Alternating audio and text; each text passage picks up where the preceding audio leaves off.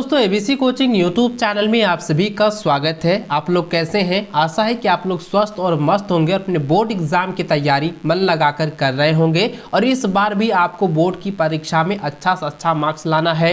90% जो है आपको अंक जो है ज्ञान करने हैं।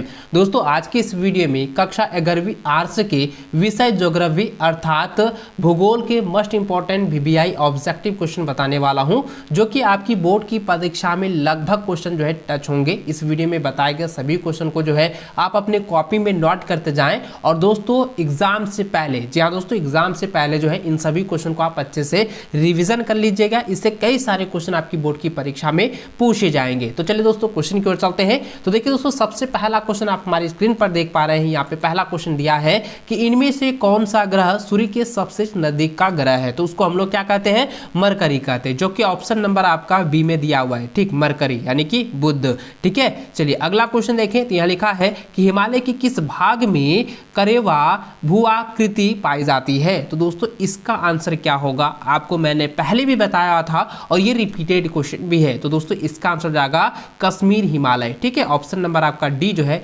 सही आंसर हो जाएगा। चलिए अगला क्वेश्चन देखें। तो लिखा है निम्नलिखित में से कितने भारत के जीव मंडल निचय यूनेस्को द्वारा मान्यता प्राप्त है। तो दोस्तों इसका भी आंसर हो जाएगा ऑप्शन नंबर डी यानी कि 4। ठीक है, ऑप्शन नंबर आपका जो है डी यानी कि 4 जो है भारत के जीव मंडल निचय यूनेस्को द्वारा जो है मान्यता प्राप्त है। ठीक है, इसको अच्छे से आप लोग याद रखेंगे। ये क्वेश्चन जो है काफी VBI है और रिपीटेड क्वेश्चन भी है और ये बार बार एग्जाम में पूछा जाता है और इस बार भी एग्जाम में पूछे जाएंगे।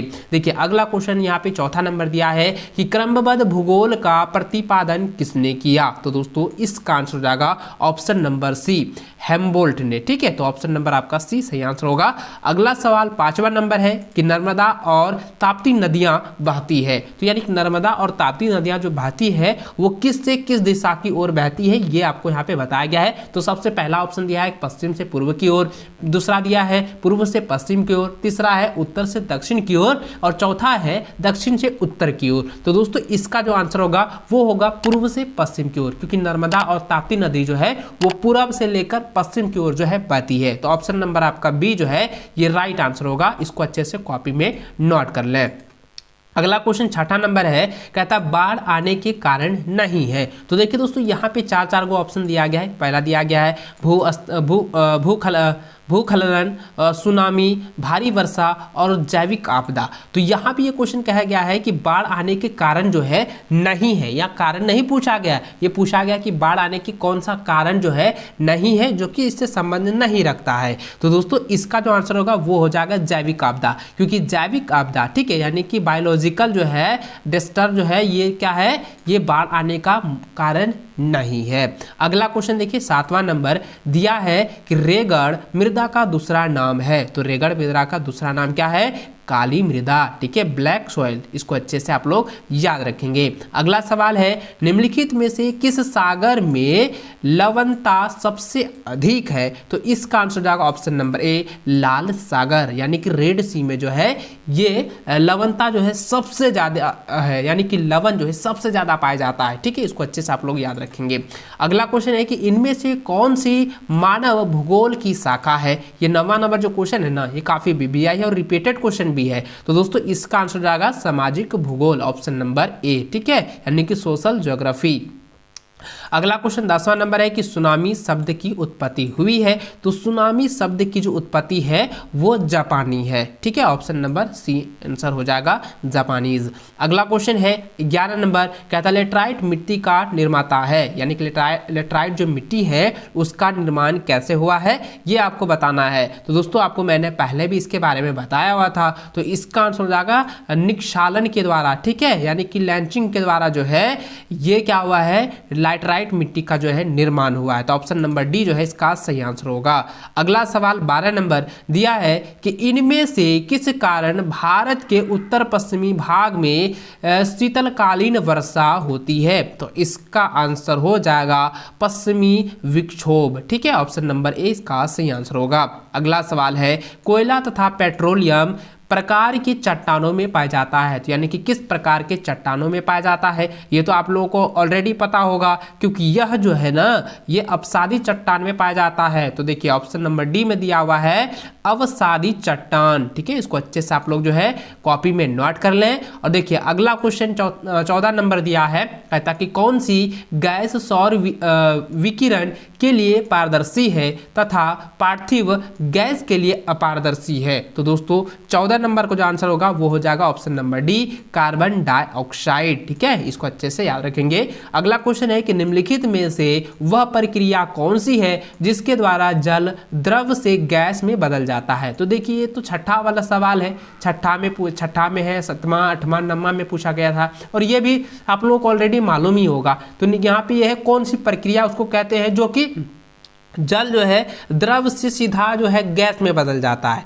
यानी कि कोई द्रव है, ठीक है, वो जल जो है वो द्रव से सीधा, मतलब जल क्या है, एक द्रव में हुआ और द्रव से वो सीधा जो है गैस में बदल जाता है। तो उस प्रक्रिया को हम लोग क्या कहते हैं, तो दोस्तों उसको हम लोग कहते हैं वाष्पीकरण। ठीक है, यानी कि सीधा गैस में परिवर्तन होने की प्रक्रिया को हम लोग वाष्पीकरण कहते हैं। ठीक है, याद रखेंगे। अगला सवाल देखिए 16 नंबर दिया है कि वायुमंडल के कौन से परत का संबंध मौसमी परिवर्तन से संबंधित है। तो इसका आंसर हो जाएगा क्षोभ मंडल, ऑप्शन नंबर ए। अगला क्वेश्चन है भूकंप मापने में प्रयोग किया जाने वाला यंत्र है, यानी कि भूकंप जो है किस यंत्र से मापा जाता है उसका नाम आपको बताना है। तो इसका आंसर हो जाएगा दोस्तों सीमोग्राफ। ठीक है, ऑप्शन नंबर आपका जो है सी सही आंसर होगा। अगला सवाल है 18 नंबर, जिसमें दिया है कि इनमें से कौन सी ग्रीन हाउस गैस नहीं है। तो इसका आंसर हो जाएगा ऑक्सीजन। ऑक्सीजन क्या है, ग्रीन हाउस नहीं है। अगला सवाल है कि भारत का दक्षिणतम बिंदु है। तो इसका आंसर हो जाएगा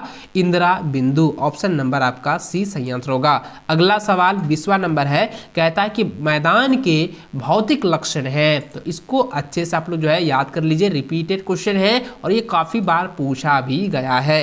इसका आंसर हो जाएगा दोस्तों इनमें से सभी, क्योंकि देखिए मैदान के भौतिक लक्षण जो है वो बाबर भी है, बांगर भी है और तराई तथा खादर भी है। तो इसलिए दोस्तों इनमें से सभी, इसका जो है सही आंसर ऑप्शन नंबर डी इसका सही आंसर होगा। इसको अच्छे से याद करेंगे, अच्छे से दिमाग में रखिएगा। अगला सवाल है कि चक्रवात की आंख होती है। तो इसका आंसर हो जाएगा बच्चों, ये काफी वीवीआई है, इसका आंसर हो जाएगा शांत तथा मेघ रहित होती है। तो ऑप्शन नंबर सी इसका सही आंसर होगा।